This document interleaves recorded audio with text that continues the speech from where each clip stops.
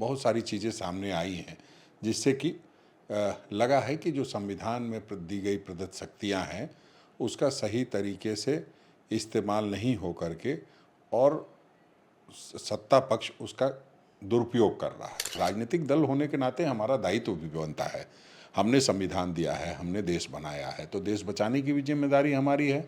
संविधान में जो प्रदत्त शक्तियां हैं उसको भी दिलाने की जिम्मेदारी हमारी है। कि अब जब मोदी जी का भी तो कुछ साइड इफेक्ट होगा ना, उसको राजेश ठाकुर कैसे लेते कि उनकी वजह से क्या कुछ अच्छा हो रहा है? जो कांग्रेस के 10 साल हम सत्ता में रहे और हमने लोकतंत्र को इतना मजबूत किया, इतने सभी लोगों को प्राथमिकता दी कि चाय वाला व्यक्ति देश का प्रधानमंत्री हो गया, तो और क्या चाहते हैं? इस रैली के माध्यम से आप लोग क्या मतलब संदेश देंगे? सीधा संदेश है कि जो हम लड़ाई लड़ रहे हैं, हम लड़ाई लड़ रहे हैं जो सामाजिक न्याय की, आर्थिक न्याय की, और जो संवैधानिक संस्थाओं का दुरुपयोग हो रहा है उससे उसको कैसे रोका जाए। मान लीजिए कि कांग्रेस के टाइम में सीबीआई पिंजड़े का तोता थी और आज ईडी केंद्र सरकार के इशारे पर काम कर रही है या भाजपा के इशारे पर। आम आदमी कैसे अंतर करेगा? तब तो कहेगा कि कांग्रेस भी थी तो वही था हाल और जब बीजेपी भी है तो वही है। 29 तारीख से लेकर अगले 40 दिनों तक कांग्रेस पार्टी देश में आम लोगों को संविधान में दिए गए उनके अधिकार के बारे में बताएगी। उनको बताएगी कि किस तरीके से संविधान आज सुरक्षित नहीं है, संविधान को छेड़ने का प्रयास किया जा रहा है। दरअसल सोशल मीडिया कैंपेन से शुरू होगा। 3 तारीख को रांची में एक बृहद रैली का आयोजन करने की बात कही जा रही है, जिसमें दावा किया जा रहा है कि 1 लाख से भी अधिक लोग शिरकत करेंगे। उसके बाद डोर टू डोर कैंपेन भी शुरू होगा। हमारे साथ कांग्रेस के नेता पूर्व प्रदेश अध्यक्ष राजेश ठाकुर जी हैं। इसकी ज़रूरत आन क्यों पड़ी कांग्रेस को? क्या आपने लोगों को पहले उनके अधिकार या हक के बारे में नहीं बताया? नहीं, देखिए, लगातार सब लोग हक और हुकूक से और जो अधिकार हैं उससे अवगत रहे हैं। ये ऐसी बात नहीं है कि अवगत लोग नहीं हैं, लेकिन हाल के दिनों में जो एक जनरेशन आया है उन्होंने जो 10 वर्षों से देखा है उसी को सारी चीज़ें समझते हैं। जो संविधान में प्रदत्त शक्तियां हैं उस पर के इस्तेमाल पर कहीं ना कहीं रोक लगाई जा रही है, जो कई बार दिखाई देता है। जो संवैधानिक संस्थाओं का दुरुपयोग हो और अन्य बातें हों, बहुत सारी चीज़ें सामने आई हैं जिससे कि लगा है कि जो संविधान में दी गई प्रदत्त शक्तियां हैं उसका सही तरीके से इस्तेमाल नहीं हो करके और सत्ता पक्ष उसका दुरुपयोग कर रहा है। तो उस वास्ते सब लोगों को आपको अपने अधिकार के प्रति जागरूक करने के लिए और क्या चल रहा है और क्या होना चाहिए उसके संदर्भ में लोग से लगातार, राजनीतिक दल होने के नाते हमारा दायित्व भी बनता है। हमने संविधान दिया है, हमने देश बनाया है, तो देश बचाने की भी जिम्मेदारी हमारी है। संविधान में जो प्रदत्त शक्तियां हैं उसको भी दिलाने की जिम्मेदारी हमारी है। तो इस नाते हमको तो करना पड़ेगा। बीजेपी तो कह रही है कांग्रेस खुद को बचाने की मुहिम में लगी हुई है। संविधान तो बहाना है, संविधान तो सबसे ज़्यादा सुरक्षित अभी है। बोले कि इस देश में आपातकाल कब लगा? जब न्यायालय के फैसले का विरोध करना था तो आपातकाल लगा दिया गया। बोले संविधान की हत्या उस समय हुई थी, मानवाधिकार का हनन उस समय हुआ था जब लाखों निर्दोष लोगों को जेल के पीछे ठोका गया, जब किसी को बोलने की आज़ादी ख़त्म कर दी गई, वो है। बोले ये सब सिर्फ बहाना चल रहा है। दरअसल राहुल जी कभी फॉरेन का कॉन्सेप्ट लेकर आते हैं कि वाइट टी शर्ट पहन के हमको पब्लिक के बीच जाना है। बोले यहाँ पश्चाताप करने का वक्त है। कांग्रेस घर घर जाए और ये कहे कि हाँ हमसे कई गलतियाँ हुई हैं, आगे हम नहीं करेंगे, ऐसा शपथ ले। देखिए, भारतीय जनता पार्टी के लोग क्या बोलते हैं, क्या करते हैं, वो किसी से छुपा नहीं है। उस पर मैं बहुत नहीं जाऊंगा। आपातकाल की बात करते हैं। आपातकाल के बाद 80 में क्या हुआ? ठीक है, फिर पब्लिक आपको मौका दी। पब्लिक को क्या लगा, संविधान को जिंदा रखने वाली, लोकतंत्र को जिंदा रखने वाली प्रधानमंत्री श्रीमती इंदिरा गांधी है, और इसलिए थंपिंग मेजोरिटी से जितने लोग थे उसके बावजूद उनको फिर से प्रधानमंत्री बनाया। तो 77 की बात तो 80 में ख़त्म हो गई। कब तक रोते रहेंगे?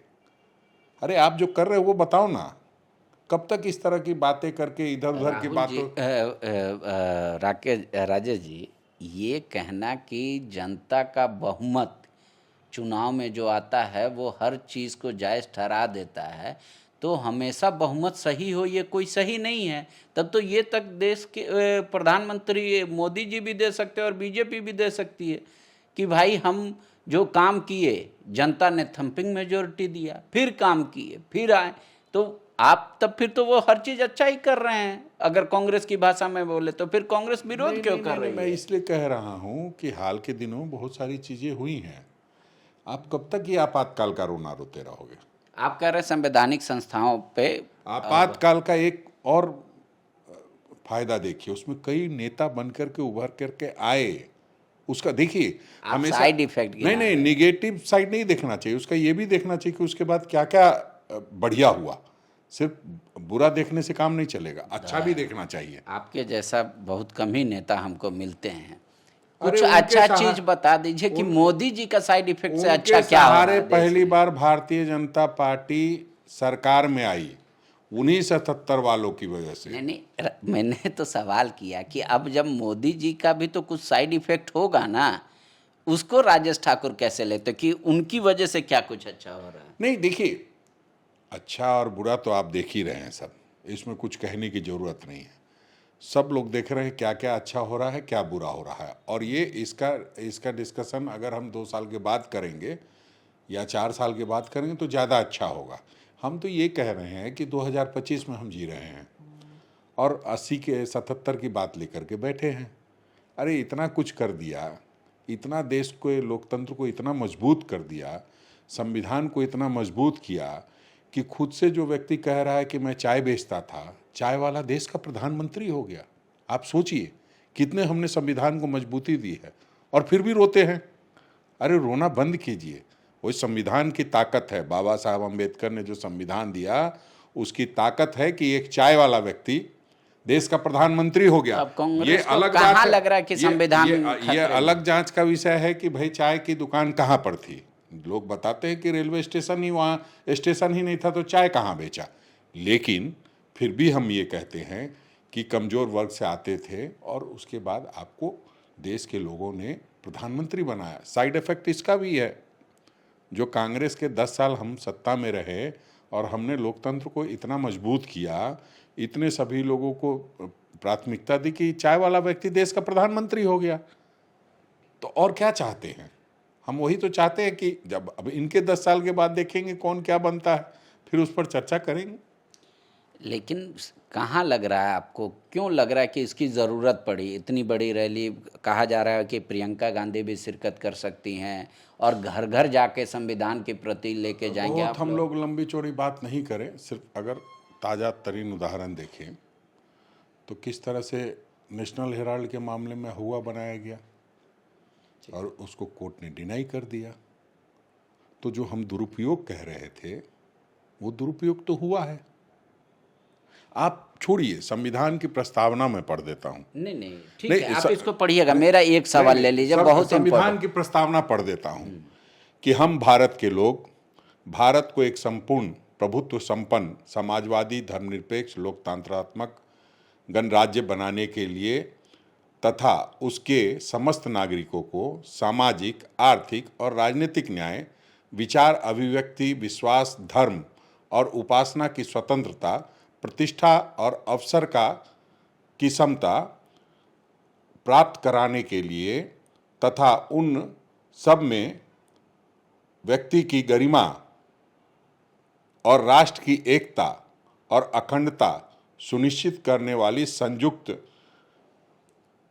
बढ़ाने के लिए, बंधुता बढ़ाने के लिए दृढ़ संकल्प होकर अपने हम संविधान सभा में आज तारीख 26 नवंबर 1949 को एतद् द्वारा इस संविधान को अंगीकृत अधिनियमित और आत्मर्पित करते हैं। इसका मतलब क्या हुआ? सामाजिक, आर्थिक और राजनीतिक न्याय ये हो रहा है क्या? नहीं हो रहा है। हम सामाजिक न्याय की भी लड़ाई लड़ रहे हैं, हम आर्थिक न्याय की भी लड़ाई लड़ रहे हैं। एक जो आप देखेंगे तो जो इकोनॉमिक गैप है, जो आर्थिक असमानता है, वो बहुत बढ़ गई है। कुछ चंद लोगों के पास सारा पैसा सिमट गया है। उसको अगर अभी तो मैं उतना विस्तार से नहीं बता पाऊँगा, जो हालत है उसमें बहुत 2-3% लोगों के पास सब कुछ है, चला गया है।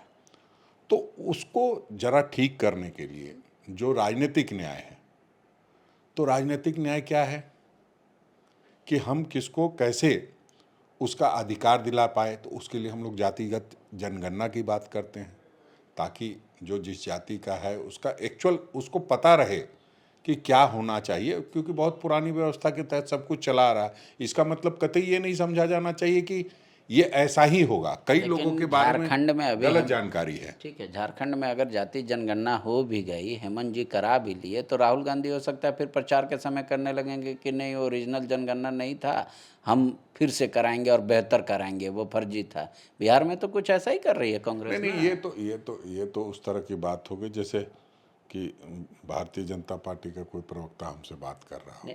ऐसा हुआ कि नहीं हुआ? आप थे गवर्नमेंट में या नहीं थे? नहीं, वो किस तरह से हुआ है वो तो नीतीश कुमार ही बता पाएंगे, क्योंकि जो उनकी मानसिक स्थिति है और जिस तरह से इतनी बड़ी घटना के बाद हंसी ठिठोली हो रही थी मधुबनी में, उसके बाद तो किसी आदमी को ये भरोसा रह नहीं गया है कि किसी की मानसिक स्थिति ऐसी है कि वो इतनी बड़ी घटना के बाद रैली कर रहा हो और उसमें हंसी ठिठोली कर रहा हो, इतने जब देश बड़े सदमे से गुजर रहा हो, तो उनके उस पर किसी भी चीज़ पे विश्वास कर पाना मुश्किल है। इसलिए कि पहले वो भाजपा के साथ थे, फिर हमारे साथ आए, फिर भाजपा के साथ गए, इस तरह की हरकत करते रहते हैं, तो उन पर कितना विश्वास किया जाए। ठीक है, इस रैली के माध्यम से आप लोग क्या मतलब संदेश देंगे? सीधा संदेश है कि जो हम लड़ाई लड़ रहे हैं, हम लड़ाई लड़ रहे हैं जो सामाजिक न्याय की, आर्थिक न्याय की, और जो संवैधानिक संस्थाओं का दुरुपयोग हो रहा है उससे उसको कैसे रोका जाए, कैसे जो अंतिम पायदान पर बैठा व्यक्ति है उसको संविधान में प्रदत्त अधिकार मिल सके, सिर्फ जिंदा रहने के लिए नहीं, वो अपने तरीके से जी सके, उन सभी बातों पर हम लोग चर्चा करेंगे। ठीक है, ईडी का आप सुने भी होंगे, पढ़े भी होंगे, देखे भी होंगे कि 1% ही है उनका, मतलब अगर फलाफल देखे कि अगर 100 केस आया ईडी के पास तो एक को ही वो और एक बात बताता हूँ, 98% केस है सिर्फ विपक्ष के नेताओं पर। ठीक है, लेकिन कांग्रेस को कब मैंने देखा है ईडी कार्यालय घेरते हुए या धरना प्रदर्शन करते हुए या जगाते हुए? जब मामला राहुल गांधी या गांधी परिवार से जुड़ता है। मैंने क्या कहा कि 98% किस पर है मामला? तो और भी तो नहीं, किस पर है? विपक्ष के तो नेताओं पे हुआ ना, हेमंत सोरेन ने बताया ना, ठोक के दिया ना, बताया था ईडी को कि सरकार दोबारा बना के दिखाएंगे, इस हथियार से कुछ होने वाला नहीं है। और जो 56 इंच का सीना रखने का बात करते थे प्रधानमंत्री, वो 56 विधायकों को दे करके तोड़ने का काम किया, सरकार बनाने का काम किया है। तो ये नहीं है कि हम लोग सिर्फ इसके लिए कर रहे हैं, उसके लिए कर रहे हैं, हम सबके लिए कर रहे हैं। 98% जब आप हमारे ही खिलाफ किए हुए हैं तो हम तो करेंगे, बताएंगे कि क्या हो रहा है। अगर आप 10-20% इधर के लोग, 10-20% उधर के लोग, और सबसे बड़ी बात है जो उधर चल जाता है उसके लिए ईडी बंद हो जाता है। हमारे कई नेता जो डर के मारे चले गए, तो उनके खिलाफ तो ईडी कोई कार्रवाई नहीं की। अब आप देखिए, यहाँ सीबीआई पानी मांग रही है, हाई कोर्ट जब पूछता है तो हमारे पूर्व मुख्यमंत्री एक थे, उनके राहत देने के लिए वो बता ही नहीं पा रहा है। ठीक है, मान लीजिए कि कांग्रेस के टाइम में सीबीआई पिंजड़े का तोता थी और आज ईडी केंद्र सरकार के इशारे पर काम कर रही है या भाजपा के इशारे पर। आम आदमी कैसे अंतर करेगा? तब तो कहेगा कि कांग्रेस भी थी तो वही था हाल, और जब बीजेपी भी है तो वही है। नहीं, आम आदमी को अंतर करने के लिए वो देखना होगा कि सीबीआई ने कितने केस किए और कितने लोगों के खिलाफ किए, सीबीआई का कितना सदुपयोग हुआ, कितना दुरुपयोग हुआ। 98% आप नहीं कह सकते हैं। जब कोई संस्था काम करती है तो हो सकता है 2-4% इधर उधर कोई बात हो, लेकिन जब 98% होता है तभी डाउट होता है, और जब 1% रिजल्ट आता है तब डाउट होता है, अदरवाइज कोई बात नहीं है। ये तो जब भी कोई संस्था होती है उस पर कई गाहे बगाहे कोई कोई बात को लेकर के हर आदमी अन्याय के खिलाफ अगर उसके साथ कुछ गलत हुआ है तो बोलता है। तो हो सकता है सीबीआई ने कोई गलती की होगी तो उस पर बोला होगा, उसमें कहाँ हम दो राय मानते हैं। तो सीबीआई का दुरुपयोग हम नहीं कह रहे हैं कि एकदम से नहीं हुआ है, लेकिन संस्था होती है तो कुछ चीज़ें ऐसी हो सकती है, लेकिन जो ये हो रहा है वो इसलिए गलत हो रहा है। देखिए, जैसे संविधान संशोधन की बात होती है, संविधान में हम लोगों ने संशोधन जब भी किया तो किसी बेहतरी के लिए किया, जो लोग चाहते थे, लोग कहते थे कि ये होना चाहिए। और अब जो हो रहा है वो कोई बोल नहीं रहा है, उसके लिए आप कर रहे हो। आपको कोई प्रतिनिधिमंडल जाके मिले, कम से कम जो आप अभी वक्त भी लाया, तो पूरे देश में कोई ऐसा संस्था तो नहीं है जो जाकर के प्रधानमंत्री जी को धन्यवाद किया हो, कुछ रिश्तेदार छोड़ के, मतलब शाहनवाज हुसैन और नहीं, ऐसे तो मैंने कई मुख्तार लोग। अब्बास नकवी, इस टाइप का कुछ एक दो रिश्तेदार छोड़ करके, दामाद कह लीजिए, छोड़ करके और किसी ने तो कुछ कहा नहीं। तो किसके लिए कर रहे थे? इनकी बेहतरी के लिए, 2-3 लोगों के बेहतरी के लिए कर रहे थे, पूरे देश की बेहतरी के लिए कर रहे थे? हर आदमी अपनी बेहतरी खुद समझता है और उसको लगता है कि हमारी बेहतरी इसमें नहीं है तो वो बोलता है, और वही बोल रहा है लोग। तो हमें लगता है कि कोई भी चीज़ काम करिए, संजीदगी से कीजिए, सिर्फ इसलिए नहीं कि अरे 15% दुखी हो और 85% खुश हो। हर चीज़ को वोट की राजनीति से नहीं देखा जाना चाहिए। थोड़ा जो राजधर्म है उसको भी निभाने का काम। ठीक है, एक आखिरी सवाल लेते, चूँकि दामाद शब्द का आपने जिक्र किया, बीजेपी उस पर भी हमलावर है, जो रॉबर्ट वाड्रा जी का बयान आया था। उस बयान को क्या आप मान रहे हैं कि वाजिब बयान था, मैनिपुलेट करके बताया जा रहा है, या आपको लग रहा है कि नहीं, मतलब गैर जिम्मेदार आप हैं? नहीं, देखिए, अब देखने का अपना अपना नज़रिया है। अब मैंने उनके दामाद का सवाल उठाया तो आप इधर से सवाल पूछ रहे हैं। हमें लगता है कि क्योंकि जो वो चर्चा में है अभी, नहीं, बार बार बीजेपी उनको टैग कर रही है, ट्रोल कर रही है। उनके दामाद लोग भी चर्चा में हैं, क्योंकि जिस तरह से वो कह रहे हैं कि जो धर्म के आधार पर आतंकवाद की बात कर रहे हैं, तो आपके यहाँ भी जो आपके रिश्तेदार हैं वो आतंकवादी हैं, उस पर कब कार्रवाई करेंगे? तो अभी ये समय इस बात का जवाब देने का नहीं है, ये समय इस बात का जवाब देने का है कि कैसे हम आतंकवाद पर काबू पाएंगे। छोड़िए कौन क्या कह रहा है। आपको जब कांग्रेस पार्टी के राष्ट्रीय अध्यक्ष मल्लिकार्जुन खड़गे जी ने, हमारे नेता आदरणीय राहुल गांधी जी ने, केसी वेणुगोपाल जी ने जिस सर्वदलीय बैठक को आपने बुलाया और आपने खुद से गंभीरता से उसको नहीं लिया, प्रधानमंत्री जी उसमें शामिल नहीं हुए, मधुबनी चले गए भाषण देने, चुनावी राजनीति करने, लेकिन फिर भी हम लोगों ने खुले तौर पे समर्थन दिया कि आप जो भी करेंगे हम आपके साथ हैं। कांग्रेस कैसा चाहती है, कैसा एक्शन ले केंद्र सरकार? जो क्या वो इंदिरा गांधी के समय का याद दिला रहे हैं कि बांग्लादेश को हमने कांग्रेस ने अलग कह दिया है कि जो प्रधानमंत्री जी जैसा चाहें, जितना उनका, कांग्रेस भी तो चाहती होगी, इतना साल आपने देश नहीं, चलाया, नहीं, कि हाँ। किस तरीके का लोग कार्रवाई होना चाहते हैं, चाहिए। लोग देख रहे हैं, लोग चाहते हैं, लोग कह रहे हैं कि एक इंदिरा गांधी थी जिसने 2 मिनट में पाकिस्तान के 2 टुकड़े करा दिए। अब बताने की जरूरत है, अरे उनकी भी प्रधानमंत्री इंदिरा गांधी थी, नरेंद्र मोदी की भी प्रधानमंत्री इंदिरा गांधी रही थी, तो उनसे भी कुछ सीखना चाहिए और उनको करना चाहिए कार्रवाई। अब उनको सोचना है, जब हमने पूरी जिम्मेदारी आपको दे दी और हमने कह दिया कि आप जो भी कदम उठाएंगे उसमें हम साथ होंगे, तब किसका इंतजार कर रहे हैं? पर जिस तरीके से बताया जा रहा है कि CCS की जो बैठक हुई उसके बाद जो 5 अहम फैसले लिए गए वो बहुत कड़े हैं, जैसे सिंधु ट्रीटी को निलंबित कर दिया गया, इसके अलावा बाघा बॉर्डर और ये तमाम। देखिए, प्रधानमंत्री जी ने जो भी फैसला लिया, क्या सोच करके लिया, ये तो वो बताएंगे। हमने उनको खुले हाथों से समर्थन दिया है। अब वो कैसे करेंगे ये उनकी जिम्मेदारी है, उन्होंने कह दिया। कोई कह रहा है, अब देखिए, आप मीडिया के साथी हैं, आप भी दिन भर टीवी देख रहे हैं, आपके उस पर तो नहीं देखा अभी तक कि पानी से कहीं डूब गया, कहीं बाढ़ आ गई, कहीं सूखा पड़ गया, क्या क्या बोले जा रहे हैं लोग। अरे बताइए सच्चाई देश को कि आपने क्या किया अब तक। हम समझते हैं वो बताने का काम करना चाहिए, क्योंकि जब हमने खुला समर्थन दिया है तो पूछने का अधिकार भी हमारा ही है। कांग्रेस नज़र बना के हम तो रखेगी। पूछेंगे। शुक्रिया। कांग्रेस ने सीधा कहा कि भाई हमने समर्थन दे दिया है, खुला समर्थन दिया है, कोई शर्त नहीं रखी है, तो अब ये टाइम है एक्शन का, परफॉर्मेंस दिखाने का। मोदी जी क्या एक्शन लेते हैं वो परफॉर्म कर दिखाएं, बोल कर नहीं। शुक्रिया। गोल, जहां 27 वर्षों के सफर में 17,000 से भी अधिक छात्रों ने डॉक्टर एवं इंजीनियर बनकर भरे सफलता की ऊंची उड़ान, जहां साधारण छात्र भी झारखंड टॉपर्स बनकर बना रहे इतिहास। दूरदर्शी शिक्षाविद श्री विपिन सिंह के मार्गदर्शन में मेडिकल एवं इंजीनियरिंग के लाखों छात्रों के लिए आशा की किरण के रूप में गोल, नेशंस लीडिंग इंस्टीट्यूट। बायोम सिर्फ मेडिकल प्रिपरेशन का संस्थान। बायोम से लगातार दूसरी बार नीट यूजी में 700 मार्क्स पार। 10th पास स्टूडेंट्स के लिए फाउंडेशन कोर्स, 11th पास स्टूडेंट्स के लिए फ्रेशर कोर्स और 12th पास स्टूडेंट्स के लिए टारगेट कोर्स 17 अप्रैल से शुरू हो रहे हैं। कॉल 7360066190 और visit Biome, circular road near women's college and Hinoo, Ranchi. thefollowup.in. Like, share, and subscribe. www.thefollowup.in